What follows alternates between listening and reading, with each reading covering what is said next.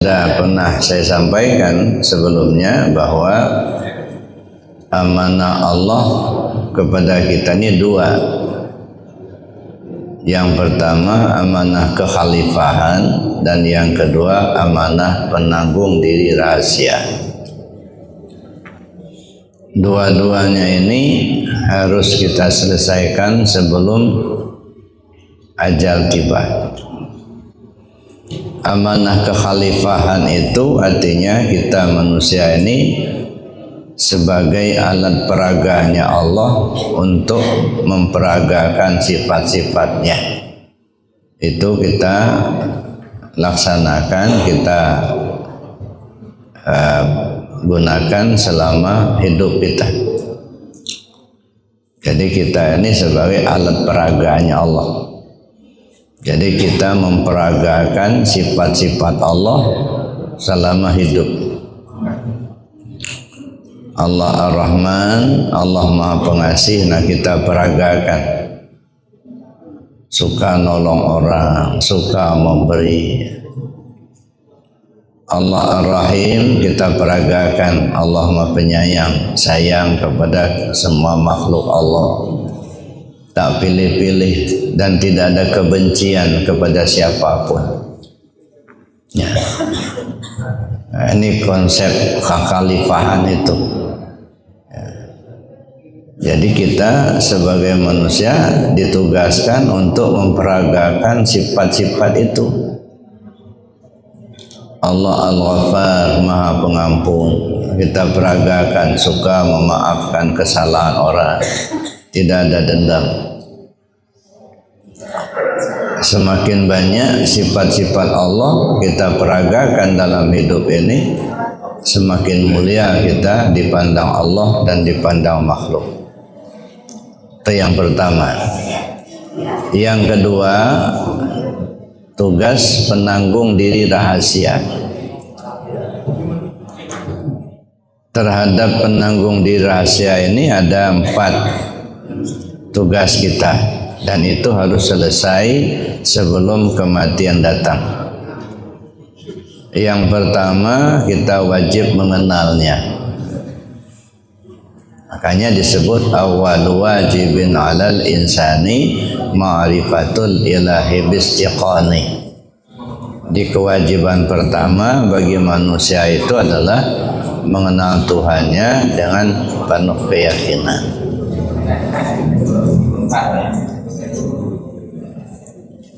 Itu yang pertama. Sebab bagaimana mungkin kita akan melaksanakan ibadah kepada Allah kalau kita belum mengenal siapa yang kita sembah. Dan itu perintah, ya. Falyanzuril insanu mimma khuliq.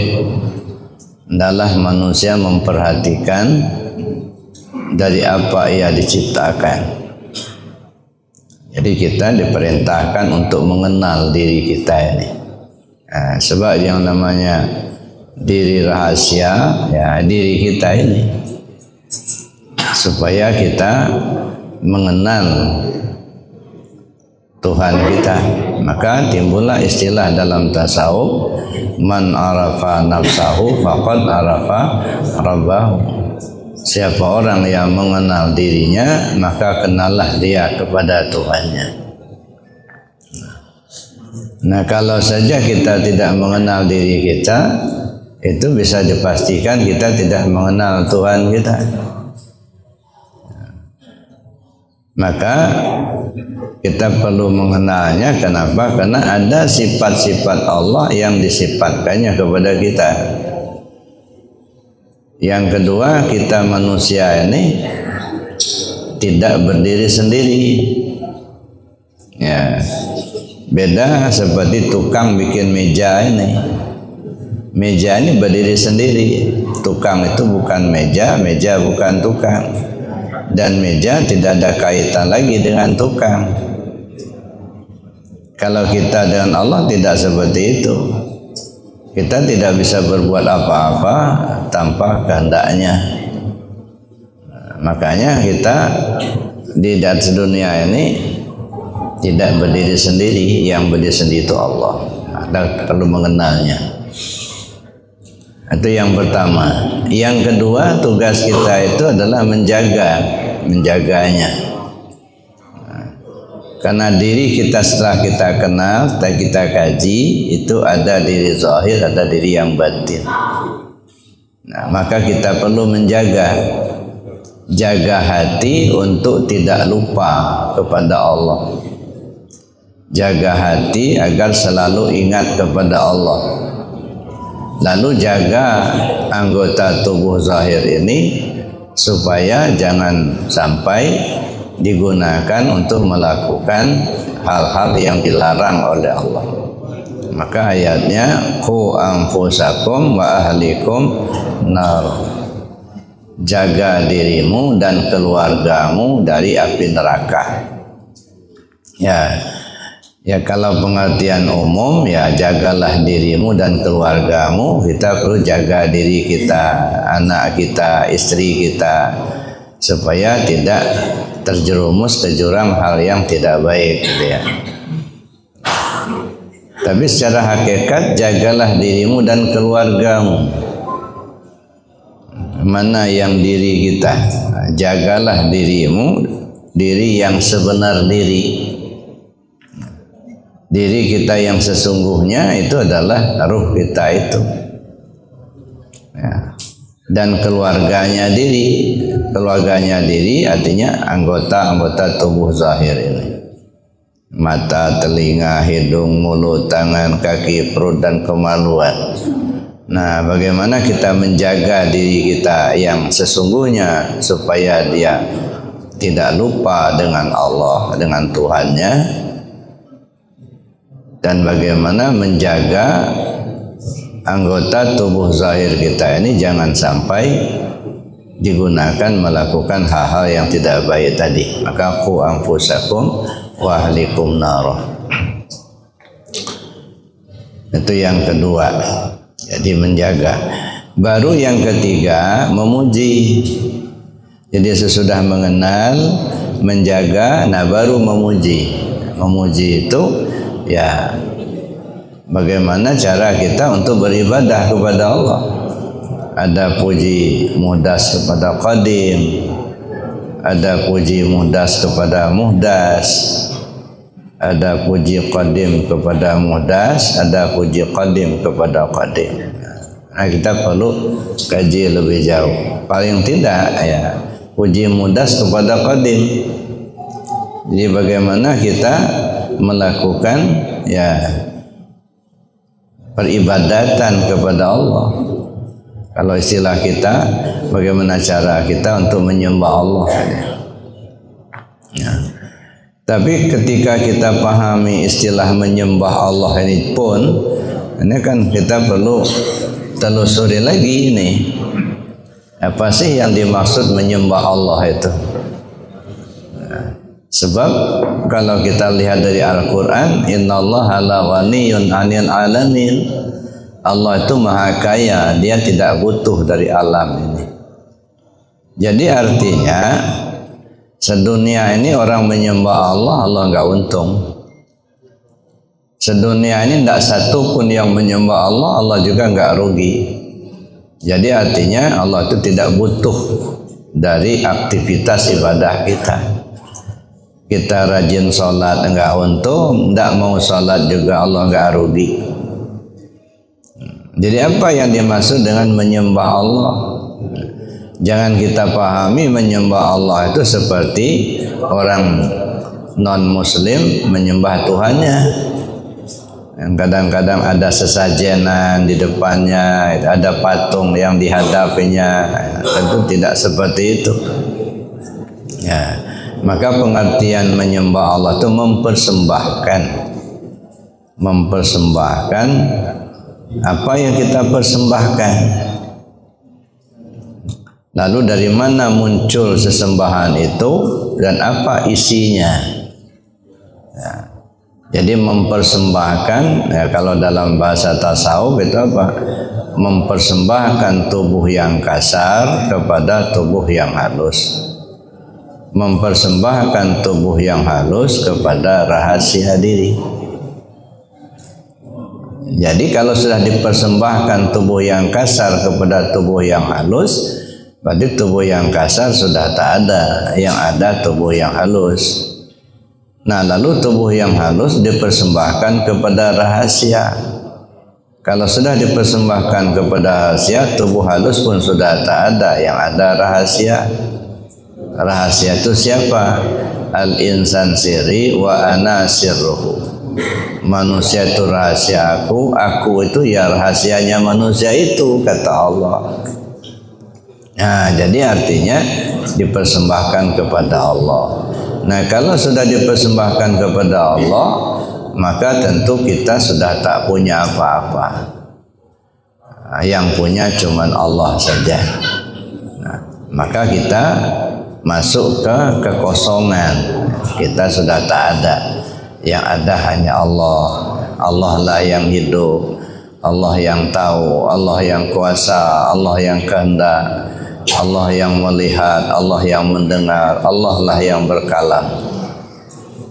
Nah, ketika kita masuk kepada pemahaman sifat 7 seperti itu, maka kemudian kita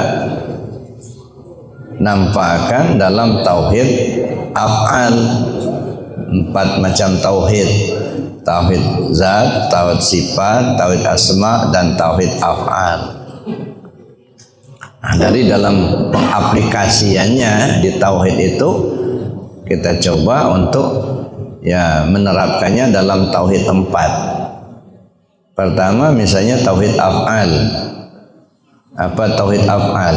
Ya, semua apa yang diperbuat, baik kita yang memperbuatnya atau orang lain yang memperbuatnya, mesti dipandang itu adalah perbuatan Allah, tidak lagi menjadi perbuatan makhluk. Ya, atau apakah dia baik, apakah dia buruk, yang diperbuat oleh makhluk itu yang dipandang itu adalah perbuatan Allahnya. Kenapa? Karena makhluk ini tidak punya kemampuan apa-apa. Ya. Karena yang sifat hayat itu Allah. Kalau manusia atau makhluk sifatnya mati. Yang tahu itu Allah, yang bersifat ilmu Allah. Kalau kita bersifat bodoh, bersifat tidak tahu. Yang kuasa itu bersifat kodrat itu Allah. Kalau kita bersifat lemah. Nah, jadi artinya kita memandang semua perbuatan yang berlaku bagi hamba itu dipandang sebagai perbuatan Allah. Itu namanya kita melihat dari sudut tauhid af'alnya. Jadi tidak lagi kita melihat sebagai perbuatan hamba, karena hamba tidak punya kemampuan apa-apa secara hakiki. Ya, makanya dalam hadis disebutkan an-nasu niyamun iza mata istayqadha. Manusia ini sekarang ini pada hakikatnya tidur. Kita ini lagi tidur semua ini. Ya, pada hakikatnya ketika dia mati baru terbangun. Nah, jadi artinya Bapak Ibu ya, ketika kita sudah mengenalnya, lalu kemudian kita menjaganya, lalu kita memujinya. Dari situlah mempersembahkan tadi. Jadi bukan mempersembahkan ibadah yang kita lakukan, kita persembahkan kepada Allah. Nah, Allah enggak butuh. Nah, termasuklah puasa. Ya, sering kita dengar itu ada hadis kursi. As-sawmu li wa ana ajzi bihi. Itu sering dipahami atau diterjemahkan puasa untuk aku yang akan membalasnya. Nah, kalau pemahaman atau terjemahnya semacam itu, saya kira masih banyak tanda tanya. Ya. Kalau puasa untuk aku yang membalasnya, berarti Allah tuh butuh puasa kita ini. Kalau enggak puasa kita, Allah tuh enggak jadi Tuhan. Nah, padahal Allah itu maha kaya. Innallaha la ghaniyun 'anil 'alamin. Allah maha kaya, dia tak butuh dari alam. Artinya sedunia ini orang puasa, Allah tak untung. Tak satu pun manusia di dunia ini yang berpuasa, Allah enggak rugi. Dari magnetnya ada. Jadi itu. Jadi kalau dikatakan as-saumuli, puasa untuk aku, saya kira ya kurang pas ya. Dan aku yang membalasnya. Emang kalau sedekah yang membalasnya siapa? Kan Allah juga yang membalasnya. Apa bedanya? Ya. Pada ini yang sering disampaikan ya kepada kita, puasa untuk aku yang akan membalasnya. Nah, kalau kita renungkan, ya itu tadi saya bilang, kalau puasa untuk aku berarti Allah butuh puasa kita. Aku yang akan membalasnya, yang sedekah yang membalasnya siapa? Kan Allah juga. Apa bedanya? Nah, jadi memahaminya, ya, kalau menurut saya, li di sana bukan li lil milki, tapi lil ghayah. Jadi as-saumuli maksudnya puasa itu untuk menuju aku. Jadi kamu lakukan puasa itu agar kamu bisa sampai kepada aku. Nah, kalau kalian sudah sampai kepada aku, akulah yang menjadi balasannya. Itu bukan pahala lagi itu, Pak. Ya. Tapi aku langsung yang jadi balasannya itu. Bukan upah lagi. Jadi kita melakukan puasa itu dalam rangka kita menuju Allah. Bukan Allah butuh puasa kita, enggak. Ya. Nah, nanti akan dikaji lebih jauh bagaimana ceritanya kok puasa dalam rangka menuju Allah. Kalau Imam Al-Ghazali membaginya dalam 3 tahap. Ada puasa awam, puasa khawas, puasa khawasul khawas. Kalau Sultan Aulia membaginya dalam 3 bagian. Puasa syariat, puasa tarekat, puasa hakikat. Ya. Kalau puasa syariat itu artinya menahan makan minum dan hal-hal yang membatalkan puasa syariat mulai terbit fajar sampai terbenamnya matahari. Itu kita lakukan selama bulan Ramadan. Selesai Ramadan, selesailah puasa syariat. Ya. Nah, coba kita pahami lebih jauh gitu ya. Kenapa harus makan minum yang ditahan? Kenapa enggak menahan, enggak rokok aja lah gitu ya, atau menahan yang lain lah begitu. Nah, ini kita bisa pahami, makan minum itu kebutuhan tubuh kita.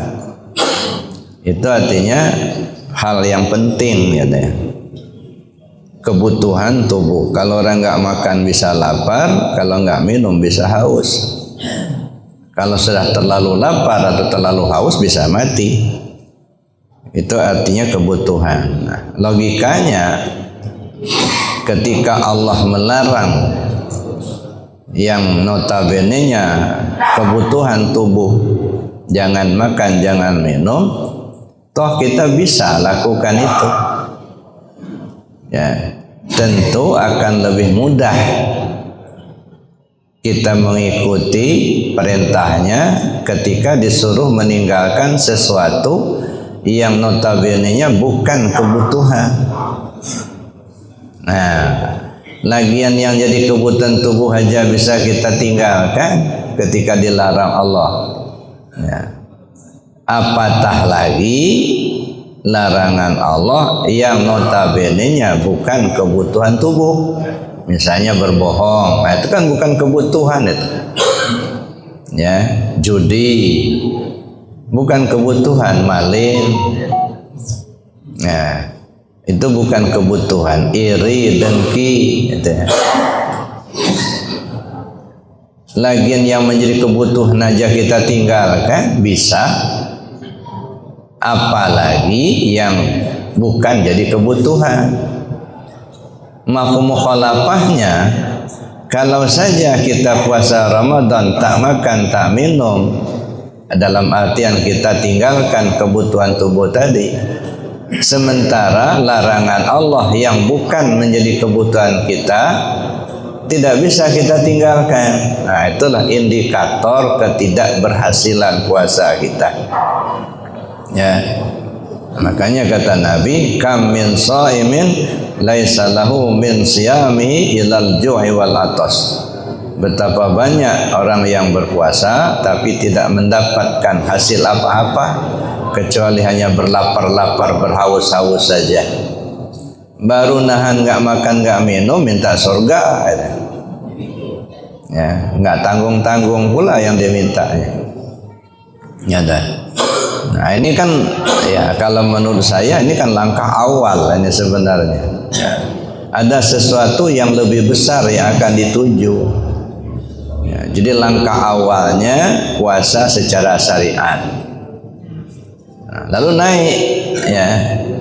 Keberhasilan kita di dalam menjalankan puasa syariat itu kelak akan memberi kemampuan kepada kita untuk melakukan puasa di tingkat tarekat.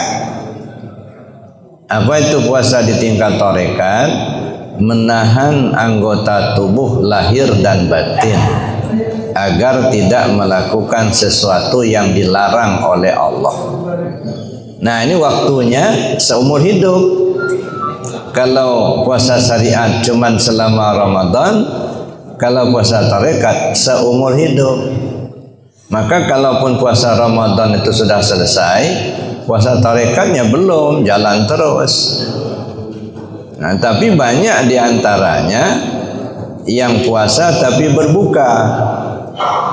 Puasa syariat kita jalankan, tahan perut, tidak makan, tidak minum, tapi di tarekatnya dibatalkan. Umpamanya ini berlapar-lapar nih, ya lagi nunggu berbuka puasa, sambil nunggu buka puasa main domino, siapa yang kalah dia yang bayar apa yang pembukaannya.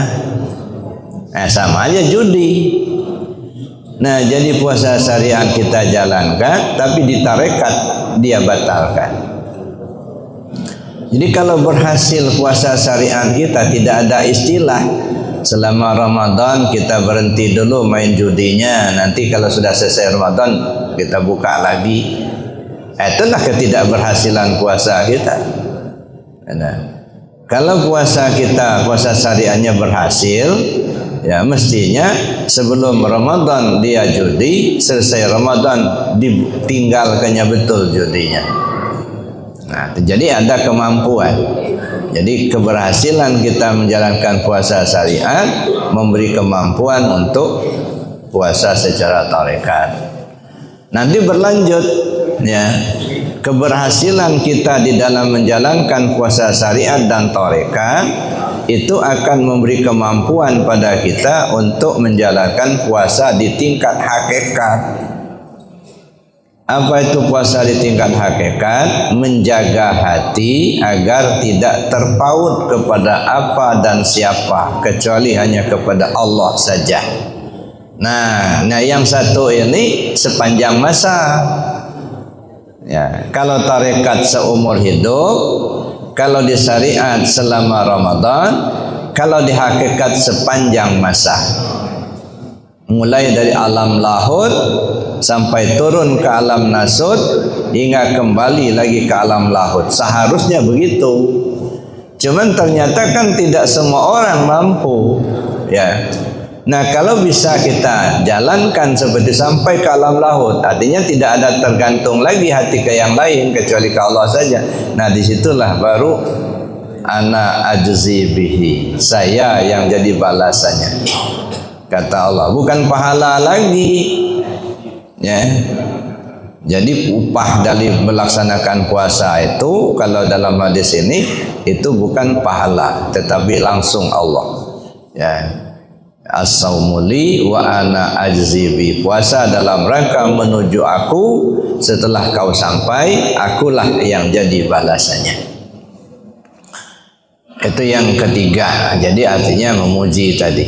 Nah, barulah yang keempat, Bapak Ibu, tugas kita di dalam mengemban amanah diri rahasia itu yaitu mengembalikannya. Ya, wa anfiqu mimma razaqnakum min qabli an ya'tiya ahadakumul maut. Serahkan apa yang sudah kami berikan kepadamu sebelum kematianmu datang. Nah, kembalikan. Bagaimana mengembalikannya? Inilah kajian-kajian dalam tasawuf. Ya. Jangan akui itu milik kita. Nah, kembalikan apa yang sudah kami berikan padamu. Ya, semua kita punya harta, jangan ngaku itu milik kita. Kita punya jabatan, jangan ngaku milik kita. Itu amanah semua, titipan. Ya, masuk ke diri kita ada sifat 7 ya, dititipkan Allah ke kita. Qadrat, iradat, ilmu, hayat, sama, basar, kalam. Nah, ini kan semuanya titipan semua ini. Ya. Nah, oleh karena itu sebelum kematian datang, ini kembalikan dulu. Kalau sampai ini tidak dikembalikan sampai kematian datang, nah ini yang jadi urusan. Ini yang akan ditanya itu. Makanya siapa orang menghadap Allah membawa amalnya, siap-siap untuk dipertanggungjawabkan. Ya, ngandalkan amalan kita menghadap Allah, nah itu akan dipertanggungjawabkan. Sebab apa yang kau perbuat mesti akan ditanya. Kenapa ditanya? Ya karena kamu berbuat. Kamu merasa kamu yang berbuat. Nah itu makanya ditanya. Kamu bisa berbuat, kenapa? Karena kuat. Nah, kuat itu punya siapa? Punya aku, kata Allah. Yang punya kamu mana? Kok bisa kamu mengaku kamu yang berbuat? Salat aja, ya. Yang berdiri itu siapa? Kita kuasa berdiri. Kenapa bisa kuasa berdiri? Karena ada kodratnya Allah. Mau hati kita berangkat ke masjid untuk melaksanakan sholat, kemauan itu iradat aku. Kamu dengar ada panggilan azan, yang mendengar itu samanya aku. Kamu berjalan dari rumah, kau lihat jalan, yang melihat itu basar aku, yang punya kamu mana? Kok ngaku-ngaku kamu yang punya? Makanya makan ditanya. Datang menghadap Allah mengandalkan amalan kita itu siap-siap mempertanggungjawabkan. Ya. Begitu juga datang menghadap Allah mengandalkan ilmu. Ilmu punya siapa? Itu punya Allah, bukan punyamu. Ya. Makanya janganlah kita mengandalkan amalan. Ya, walaupun banyak amalan kita nggak bisa diandalkan. Kenapa? Karena sesungguhnya ada kesempatan saja kita beramal, itu pemberian Allah. Coba kalau nggak dikasih Allah kesempatan, nggak bisa. Ada kesempatan tapi nggak ada kekuatan, lumpuh, nggak bisa juga kita perbuat. Ya. Mau kita ada kekuatan, ada kesempatan, ilmu tak ada, apa yang mau diperbuat? Ya. Semua itu milik dia semua, bukan milik kita. Ya. Tetapi kalau kau datang menghadapku, kata Allah, ya, menghadap Allah dengan Allah, nah itu ya baru benar itu ya. Ya, datang menghadap Allah dengan Allah. Baru disebut dengan masuk surga tanpa hisab. Kenapa? Tanpa hisab, ya apalagi yang mau dipertanggungjawabkan, semuanya sudah diserahkan. Ya. Jadi kalau mau masuk surga tanpa hisab, itu ya, serahkan dulu semuanya. Makanya dalam hadis itu ya, Kelebihan Abu Bakar As-Siddiq itu di mana kelebihannya? Bukan dalam sedekahnya, walaupun sedekahnya luar biasa, Pak. Ya, bukan karena ibadahnya, tetapi ada sesuatu yang terpunjam di hatinya. Sampai-sampai disebut, ya, kalau mau melihat mayat berjalan di muka bumi, lihatlah Abu Bakar. Artinya dia sudah nggak ada, gitu. Nah, maka termasuklah beliau yang disebut Nabi, salah satunya yang masuk surga tanpa hisab. Nah, kita perlu memikirkan, berpikir, kenapa kok bisa ada sahabat yang masuk surga tanpa hisab? Itu kan isyarat, gitu ya. Artinya kalau levelnya sudah seperti mereka, menyerahkan segalanya sama Allah, sama. Jadi bukan hanya terbatas 10 orang itu saja. Itu semua adalah pelajaran bagi kita semua. Kenapa mereka yang 10 orang disebut oleh Rasul, mereka sahabat yang 10 itu masuk surga tanpa hisab? Karena mereka sudah tidak mempunyai pengakuan dirinya lagi, sudah serahkan semuanya kepada Allah.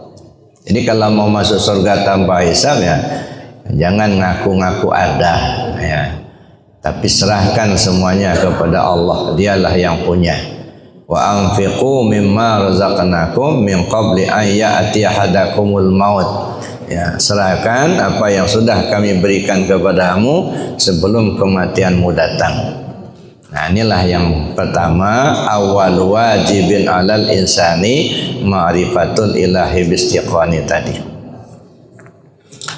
Baik, yang kedua, ya, bagaimana kita berkeyakinan dalam artian, ya, tidak ragu-ragu. Jadi mengenal Allah itu mesti ada 3 unsur baru bisa dikatakan mengenal Allah. Yang pertama, jazam putus. Nah, itu istilah di kampung, jazam putus. Sebenarnya jazam itu ya putus itulah. Cuman sesuatu yang dalam intiqad itu biasanya ada penegasan. Nah, misalnya hidup tidak mati. Ya, hidup tidak mati. Kalau sudah nyebut hidup, kenapa diulang tidak mati? Ya, tapi disitulah penegasan. Jadi artinya baru menjadi intiqad itu, ya. Ya, setelah ada penegasan. Putih, ya, misalnya kertas ini putih, itu kan umum sifatnya, orang sudah tahu kalau itu putih. Tapi begitu masuk dalam ranah keyakinan, kertas ini putih tidak hitam. Nah, ada penegasan. Allah itu hidup tidak mati. Ya, itu yang disebut jazam putus. Ya, maka ada istilahnya juga pengulangan. Jazam itu artinya putus, ya putus itu juga begitu. Ya, jazam putus artinya ya keyakinan yang tidak bergeser lagi. Yang kedua, intiqad yang benar. Dan yang ketiga, tahu dalil. Nah, ini yang perlu kita cari. Ya. Pertama, jazam putus. Nah, jazam putus itu maksudnya tidak ada syak, tidak ada zon, tidak ada waham. Kalau ada salah satu saja keyakinan kita itu ada syak, ada zon, atau ada waham, itu gugur. Ya, kita percaya Allah itu satu, yakin kita, tapi masih ada keraguan. Ya, ada. Nah, nggak putus, nggak yakinnya itu. Kita merasa kita mendengar, tapi kita percaya Allah mendengar. Kita percaya Allah ada, tapi kita kan merasa ada juga. Nah, kalau ada keraguan-keraguan itu tidak jazam putus. Contohnya begini. Kalau ada orang bersedekah atau ada orang melaksanakan perbuatan baiklah, bersedekah, sholat, menurut bapak ibu yang menggerakkannya siapa? Allah. Ada orang maling, ada orang zina, yang menggeraknya siapa? Nah, kan masih ragu kan? Yang menggerakkan orang bersedekah itu Allah. Yang menggerakkan orang maling Allah apa iblis? Nah, ini kan ada yang mengatakan Allah, ada yang mengatakan iblis. Nah, masih ragu. Ya, enggak putus enggak itu. Yang menggerakkan orang mau berzina iblis, kan? Jadi terpecah ini. Ada yang mengatakan iblis, ada yang mengatakan Allah. Nah, dalam keyakinan tidak boleh ada ragu. Siapa yang menggerakkan orang berbuat baik? Allah. Siapa orang menggerakkan orang berbuat jahat? Ya Allah juga. Bukan iblis? Enggak. Kalau kita katakan iblis yang menggerakkan iblis itu siapa? Sama kan? Ada. Jadi yang menggerakkan orang bersedekah, berbuat baik itu Allah. Tapi menggerakkan orang berbuat jahat ya Allah juga. Kok bisa begitu? Karena tidak ada satupun yang mampu menggerakkan hamba selain Allah. Nggak usah jauh-jauh lah. Bapak ibu datang ke sini tadi kan jalan. Ada yang jalan kaki, ada yang pakai motor, ada yang pakai mobil itu ya. Turun dari motor, turun dari mobil, masuk ke masjid, jalan kan? Nah, Bapak Ibu bisa jalan itu karena ada ruhnya, ya kan? Kalau kira-kira ruhnya nggak ada, bisa bergerak nggak? Bisa jalan nggak? Enggak kan? Ruh itu punya siapa? Nah, fanafakhtu fihi min ruhi, itu ruhnya Allah. Nggak ada satupun bisa bergerak kalau nggak ada ruhnya. Ada. Tubuh tidak bergerak tanpa ruh, ruh tidak bergerak tanpa qudrat iradat Allah. Nah, dari situ saja kita sudah bisa pahami. Ya. Jadi menggerakkan orang berbuat baik ya Allah, menggerakkan orang berbuat jahat ya Allah juga. Jadi kalau urusan menggerakkan tidak ada yang lain. Tidak boleh ragu di sini, Pak. Nah, itu makanya jazam putus. Ya. Kalau ada keraguan, nah belum duduk. Ada. La tataharrak illa biiznillah. Tak satu pun bisa bergerak tanpa izin Allah. Nah, masalahnya bukan siapa yang menggerakkan, tetapi kenapa digerakkan. Ada seorang pejabat umpama, ini contoh, maaf ini contoh, digerakkan Allah dia untuk korupsi.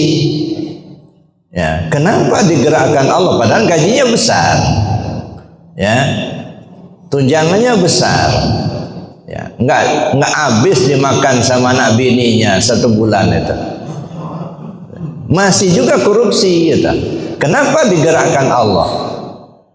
Sangat boleh jadi karena Allah akan menghukumnya atau akan mencabut hartanya yang ada itu, karena ada harta orang lain yang tersimpan bersama harta dia yang tidak diserahkan. Ibaratnya ibaratnya gini, ini besi, Pak, karatan. Ketika kita akan membuang karatannya, bukan hanya karatan yang terbuang, besinya bolong, Pak. Termasuk besinya bolong. Ya. Apalagi karatannya sudah lama, sudah banyak. Nah, sedangkan karatan baru saja minimal berbekas. Tapi kalau sudah lama, sudah banyak, bisa bolong besinya itu. Jadi kalau ketika Allah akan mengambil yang haram-haram itu, bukan hanya yang haramnya yang diambil, yang halal pun diangkut. Ya. Jadi kalau misalnya ada orang merasa beruntung karena bisa nipu orang, bisa ngebodohin orang, ya, bisa tanda tangan fiktif gitu ya, seolah-olah Allah nggak tahu gitu. Kalau dapat rezekinya dari situ, itu bukan rezeki itu Pak, itu percikan api neraka. Tapi kata kita alhamdulillah dapatlah kelebihannya, padahal bukan hak kita, ya. Itu ibaratnya percikan api neraka itu. Nah maka tidak heran begitu ketangkap sama KPK semua diangkut, ya. Mobilnya dibawa, tanahnya disita, badan masuk penjara, jabatan copot, habis. Ya. Dan itu sudah diperingatkan Allah.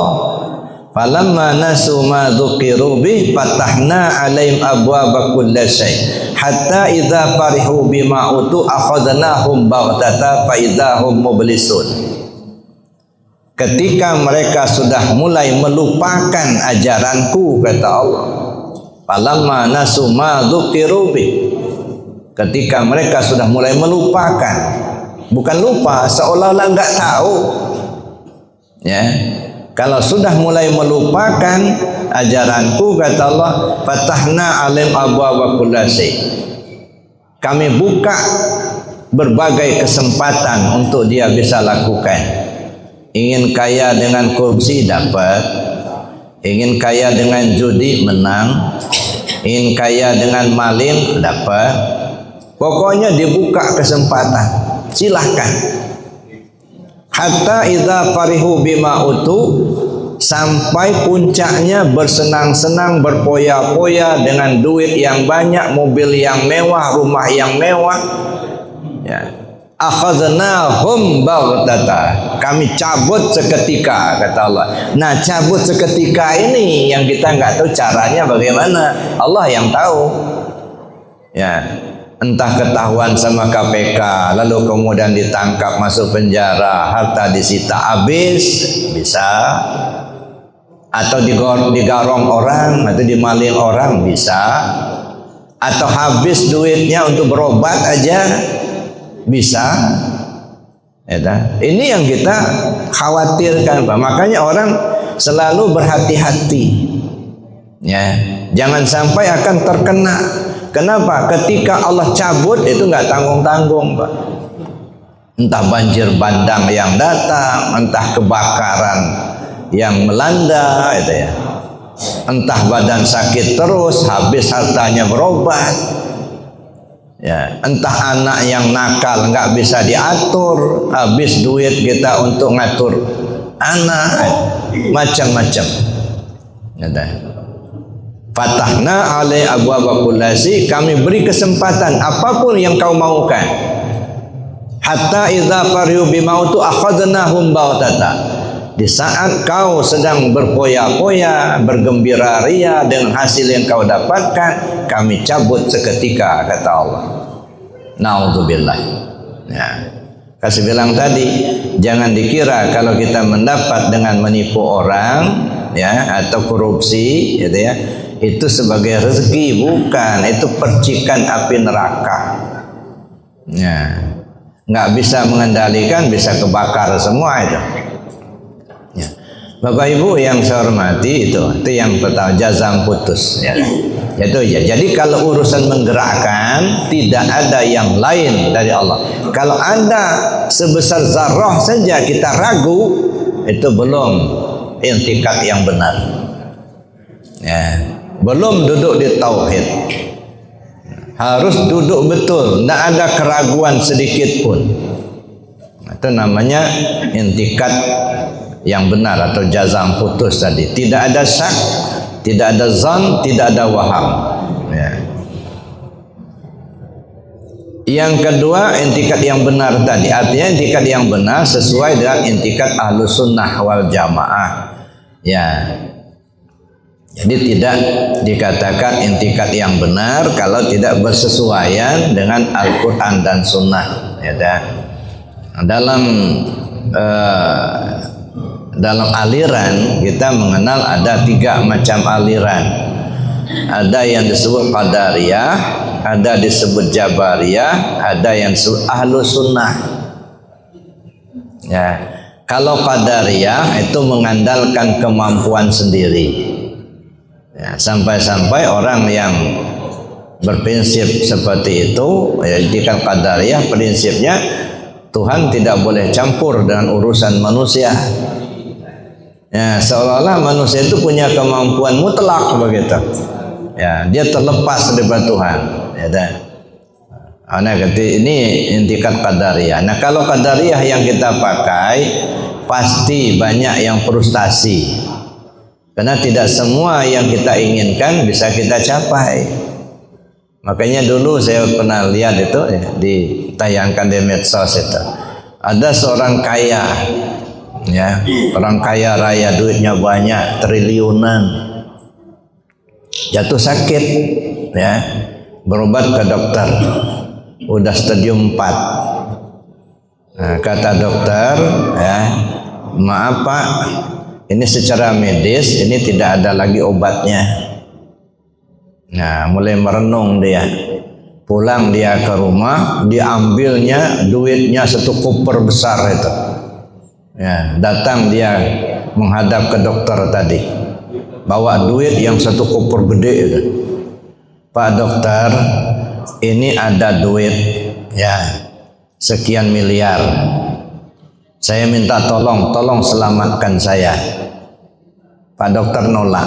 Maaf Pak, ya, secara medis itu tidak ada obatnya. Ya, saya tidak bisa nolong Bapak. Nggak tahu kalau ada kemujizatan dari Yang Maha Kuasa.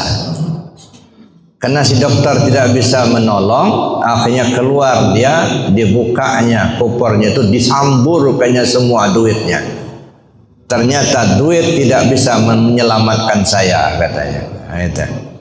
Nah, ini kalau intikat Qadariyah mengandalkan kemampuan sendiri. Kalau orang berada pada intikat ini banyak yang frustasi. Ya, kenapa? Karena tidak semua yang kita inginkan bisa kita capai. Yang kedua itu intikat Jabariyah. Kalau Jabariyah semuanya diserahkan ke Tuhan. Tidak ada lagi kemampuan manusia. Ya, karena serahkan semua sama Tuhan, akhirnya dia tidak merasa berdosa kalau dia maling. Kenapa kamu maling? Allah menggerakkan saya maling. Kenapa tidak sholat? Allah menggerakkan saya tidak sholat. Kenapa Anda zina? Ya Allah menggerakkan saya berzina. Ya, nah, kalau intikat ini yang kita pakai, hukum sudah tak berlaku lagi. Akan terjadilah hukum rimba. Siapa yang kuat dia yang menang, dia yang banyak duitnya, nah dia yang menang walaupun dia salah. Nah, jadi kalau intikat Jabariyah yang dipakai pasti hukum sudah tak berlaku. Nah, makanya intikatnya intikat Ahlus Sunnah. Apa itu Ahlus Sunnah? Dilihat lahirnya seperti Qadariyah, dilihat batinnya seperti orang Jabariyah. Kuat usaha, tetapi setelah dia berhasil tidak merasa kalau usahanya itu yang membuat dia kaya. Ya, tetapi karena rahmat dari Allah. Kalau tidak berhasil, dia tidak frustasi. Kenapa? Karena dia yakin ya Allah belum mengizinkan. Bukan nggak usaha, Allah yang belum mengizinkan. Jadi aman. Berhasil tidak akan sombong, gagal pun tidak frustasi gitu. Itu yang intikat Ahlus Sunnah tadi. Kemudian yang ketiga, tahu dalil-dalilnya. Nah, baru disebut dengan ma'rifat kepada Allah kalau kita sudah tahu dalilnya. Dalam konteks ini Bapak Ibu ada beberapa macam ya. Ya, ada tingkatan pemahaman kita di dalam bertauhid. Yang pertama arif billah. Apa itu arif billah? Mutabaqatul haq wa mutabaqatud dalil. Ini arif billah. Tahu betul dia dengan Allah dan bisa mendalilkan baik dalil akli maupun dari nakli. Jadi menurut nalar dia maupun menurut Al-Quran dan Sunnah. Nah ini yang perlu kita cari orang seperti ini Pak. Ya bukan yang bertitel tinggi, bukan. Nah, tapi yang arif billah, mutabaqatul haq wa mutabaqatud dalil. Syukur-syukur kalau dia juga ya sampai ke tingkat itu, dia pun profesor, dia pun doktor, ya alhamdulillah. Tapi jangan mengandalkan titel akademik, Pak. Zaman sekarang ini kadang-kadang, maaf ini mohon ampun sama Allah. Ya, untuk penceramah, untuk imam saja yang dilihat titel akademiknya. Makanya dulu saya cerita ada jamaah ya, susah Pak di tempat saya itu katanya. Kenapa? Saya bilang udah keluar itu jadwal pengurus, yang boleh jadi imam itu yang profesor. Kalau ada profesor, yang lain yang nggak boleh jadi imam. Kalau si profesornya nggak ada, ya paling tidak S3. Kalau ada S3, S2 nggak boleh jadi imam. Kalau S3-nya nggak ada, baru ada S2 boleh jadi imam. S1 nggak boleh. Ya. Kalau S2-nya nggak ada, baru S1 yang jadi imam. Hanya itu katanya. Pernah satu ketika katanya sholat asar, kami bertiga yang datang ke masjid. Ya, tunda-tundalah, kamu aja jadi imam. Enggak lah, nanti pengurus marah katanya. Saya kan nggak punya S katanya. Nah kami bertiga itu nggak satu pun yang bawa S katanya. Ya. Akhirnya nggak ada yang jadi imam, sholat sendiri-sendirian. Gara-gara jadwal yang dibuat pengurus, yang boleh jadi imam minimal S1. Nah, Masya Allah. Ngapain nampilkan titel akademik di masjid gitu ya? Belum tentu loh Pak, profesor itu lebih fasih dari anak yang tamatan pondok pesantren. Ya. Untuk mengkaji ilmu ketuhanan tidak tersangkut dengan titel akademik. Ya. Walaupun profesor sekalipun, ngerti enggak dia urusan tasawuf, urusan tauhid? Jangan kita belajar tauhid yang disampaikan cerita-cerita melulu. Ya, kita belajar tasawuf gitu ya, yang diceritakannya cuma akhlak-akhlak melulu, ikhlas, sabar, nggak bisa. Maka saya bilang ketika kita masuk ranah tasawuf, mesti kita bedakan mana yang ilmu tasawuf, mana yang amaliyah tasawuf, mana yang akhlak tasawuf, mana yang perilaku sufi. Harus dibedakan. Kalau sudah bicara ilmu tasawuf, itu ilmu ketuhanan. Ilmu ketuhanan, ilmu pengenalan diri. Ya. Jadi kalau kita belajar tasawuf tidak mengenal diri, ya gimana kita mau kenal sama Tuhan? Makanya ilmu tasawuf, ilmu ketuhanan. Amaliyah tasawuf, tarekat, zikir. Tahu dia ilmu zikir. Nah, ketika kita mengamalkan zikir dari bersangkutan, punya sanad tidak? Gitu. Dia ngambilnya dari mana? Gitu kan? Pengambilannya tersambung tidak sampai ke Rasulullah begitu. Jadi tidak hanya sekedar tahu dia dengan dalil, dengan buku. Nah, kita masuk ke ranah tarekat itu harus kita lihat. Nah, dia punya kapasitas untuk ngajar zikir apa enggak gitu ya. Ya. Dia mendapat izin dari gurunya. Ya. Ataukah dia memang bersanad yang secara tasalsul sambung bersambung sampai ke Rasulullah. Nah, tidak berlaku Pak titel akademik. Ya, yang berlaku itu silsilah tersambung apa tidak, ada ijazah dari gurunya apa tidak. Nah, barulah amaliyahnya bersesuaian apa tidak dengan sunnah Al-Quran dan sunnah. Nah itu Pak, kalau kita mau mengkaji lebih jauh. Nah, saya kemukakan itu supaya kita jangan terjebak. Sebab di akhir zaman ini kadang-kadang orang terjebak dengan baju Pak, dengan titel. Makanya ada cerita apa namanya, seorang raja ngundang ulama-ulama besar. Ya. Makan di rumahnya, di istananya. Berduyun-duyunlah orang datang. Ya. Berdendeng orang datang ke sana karena diundang tadi.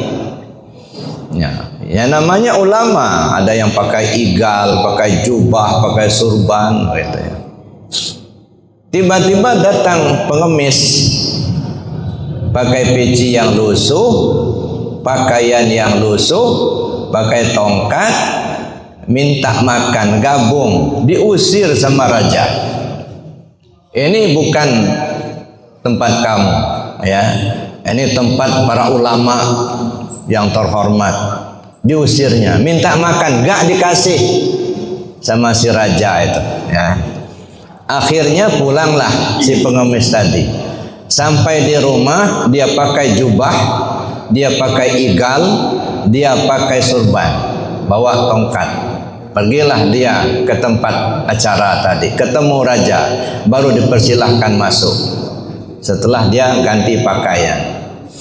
Giliran makan, ya, karena makannya dihidangkan, gitu ya, silahkan dimakan, ya. Orang sudah mulai rebutan mengambil makanan, manggil piring, begitu ya, sudah mulai mau makan. Nah si pengemis tadi, ya, dibukanya jubahnya dilipat, surbannya dilipat, igalnya ditaruh di atas piring. Jadi jubah, surbannya, igalnya ditaruh di atas piring. Lalu dia berkata, wahai jubah, wahai igal, wahai surban, silahkan kalian makan. Karena raja tidak mengundang manusia, yang diundangnya surban, jubah, dan igal. Silahkan makan kalian. Pergi dia. Ya. Ini karena orang melihat aksesoris, Pak. Ya.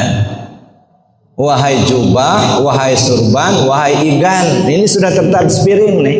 Silahkan kalian makan, karena raja bukan mengundang manusia, yang diundangnya jubah, igal, dan surban. Orang tercengang semua, pulang, ya. Nah kebetulan, ya, ada seorang jamaahnya, waktu dia minta nggak dikasih raja itu, dikasihlah oleh salah seorang jamaah yang datang itu nasi kotak. Nah sudah ada pembagian nasi kotak, dikasihnya. Setelah diterimanya dia pulang tadi, ya. Akhirnya waktu dia menyerahkan jubah tadi, ya dia pulang, diikuti sama jamaah yang ngasih kotak tadi. Kebetulan rumahnya di pinggir jalan. Begitu buka pintu, Pak, ini kotak nasi kotak tadi, katanya. Punya bapak kan, sudah saya kasihkan sama bapak. Udah nggak apa-apa, ambil aja punya kamu, katanya. Betul dibukanya, ternyata emas, semua sayuran yang ada sudah jadi emas murni semua, bukan lagi nasi. Kagetlah si jamaah tadi, udah jadi emas semua. Ternyata yang datang Nabiullah Khidir alaihissalam. Nah ini Pak, makanya saya bilang tadi, jangan terpukau dan aksesoris.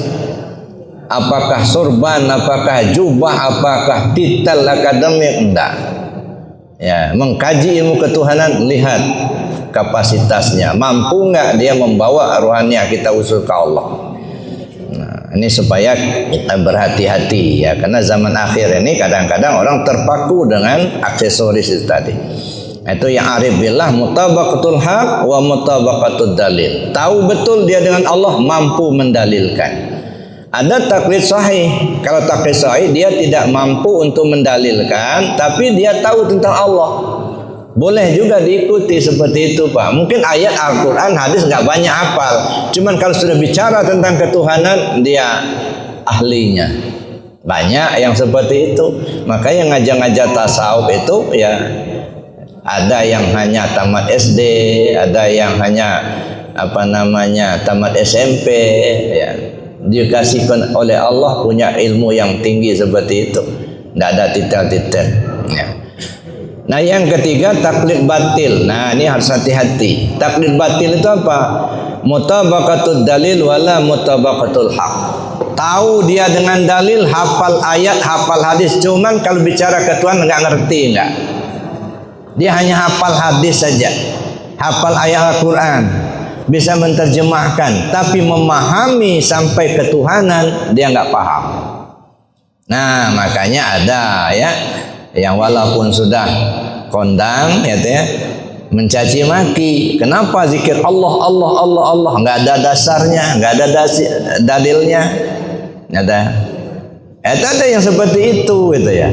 Pada jelas-jelas itu ada dasarnya, ada dalilnya, ada di zaman Nabi diajarkan kepada Abu Bakar gitu ya. Nah, tapi karena tidak memahami itu gitu ya. Walaupun hafal hadis, hafal ayat Quran, tapi kalau tidak mengenal ketuhanan itu disebut dengan taklid batil. Mutabaqatul dalil wala mutabaqatul haq. Tahu betul tentang dalil tapi tak mengenal Tuhannya. Jangan ikuti orang seperti itu, Pak. Kesasar kita. Ya, kita kesasar. Nah, yang ketiga, yang keempat, jahil murakkab. Wala mutabaqatul dalil wala mutabaqatul haq. Dia tak kenal Tuhannya, tak bisa pula menjelaskan tentang dalil-dalilnya. Nah, susah ini jadinya. Jahil murakkab. Nah, yang kita ingin cari arif billah, mutabaqatul haq wa mutabaqatul dalil. Kalaupun tidak bisa, ya mutabaqatul haq wala mutabaqatul dalil. Ya, dia tahu tentang Allah meskipun tak mampu mendalilkan secara nakli gitu ya. Saya kira itu Pak ya. Jadi kalau kita jelaskan lebih jauh akan makan waktu yang panjang. Ya, karena itu, karena kita dibatasi oleh waktu, saya cukupkan demikian materinya. Ya, jadi intinya ketika kita bicara tentang ketuhanan harus jazam putus. Ya, tidak ada keraguan sedikit pun. Lalu kemudian kita sampai kepada intikat yang benar. Ya, kemudian kita juga mengetahui dalil-dalilnya. Itu diharapkan seperti itu. Jadi 3 itu. Ya. Pertama, jazam putus, intikat yang benar, mengetahui dalil-dalilnya. Mudah-mudahan kita diberi petunjuk oleh Allah Subhanahu wa taala. Amin Allahumma amin. Saya kira demikian. Ya, karena kita dibatasi waktu, mari kita tutup saja dengan doa dan kafarat majelis. Bismillahirrahmanirrahim. Allahumma inni astaudi'uka ma 'allamtani wardutu ilayya inda hajati wa la tansani ya rabbal alamin. Subhanakallahumma wa bihamdika asyhadu an la ilaha illa anta astaghfiruka wa atubu ilaik. Assalamualaikum warahmatullahi wabarakatuh.